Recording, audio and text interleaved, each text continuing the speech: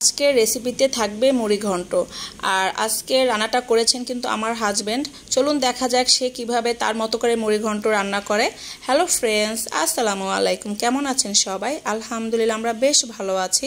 মুড়ি ঘন্টের জন্য প্রথমে রুই মাছের মাথা নিয়েছি এবং মাথাটা কেটে ভালো করে লেবু দিয়ে ধুয়ে নিয়েছি। আর এই পর্যায়ে মুগ ডাল কিন্তু একটু আধা ভাজা করে ভেজে নেব, কারণ মুগ ডাল যদি বেশি ভাজা হয় তাহলে কিন্তু পরবর্তীতে সিদ্ধ হতে চায় না। আর এখন তিনি তার মতো করে তেল দিয়েছেন। আর সে কিন্তু একদম লাইট মশলা পছন্দ করেন, বেশি ঝাল বেশি মশলা একদমই পছন্দ করে না। যখনই দেখবেন সে রান্না করছে তখন দেখবেন একদম হালকা হালকা মশলা দিয়ে রান্না করেন। আর এর সাথে কিন্তু পেঁয়াজ বাটাও দিয়ে দিয়েছেন এবং রসুন বাটা দিয়েছেন 1 চামচের মতো, আর আদা বাটা দিয়েছেন চা চামচের মতো, এবং জিরা বাটা দিয়েছেন 1 চা চামচের মতন।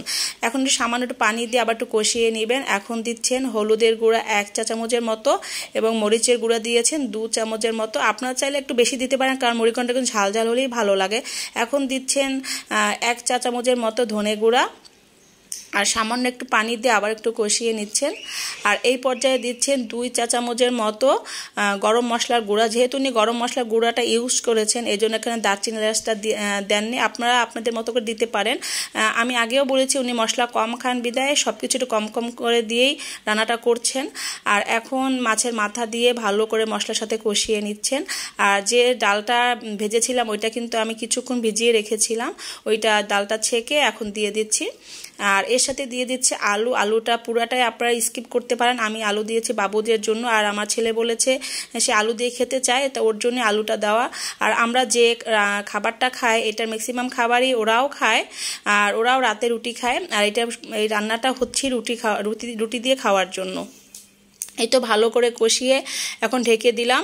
এখন মাঝে মাঝেই ঢেকে দেবো, আবার মাঝে মাঝে নেড়ে চেড়ে কষিয়ে নেব। আর কারণ মাছ মাংস যে রান্নাই হোক না কেন ভালো করে কষিয়ে নিলে তখন কিন্তু খেতে আরও বেশি মজা হয়।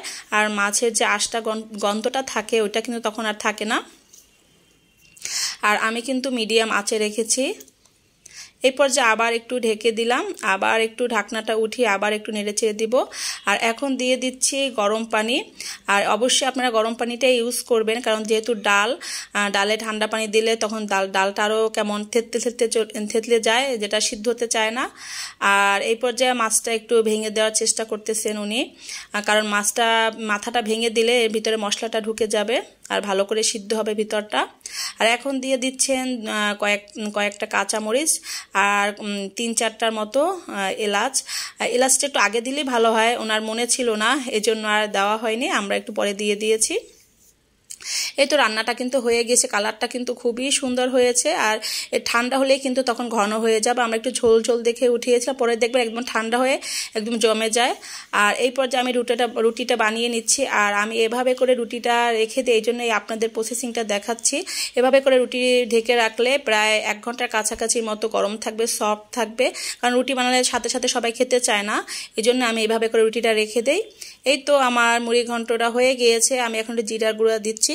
কেমন হয়েছে কমেন্টস বক্সে অবশ্যই জানাবেন। ভালো থাকবেন সবাই, আল্লাহ হাফেজ। আমাদের জন্য দোয়া করবেন, আর আপনাদের জন্য রইল দোয়ার অনেক অনেক ভালোবাসা।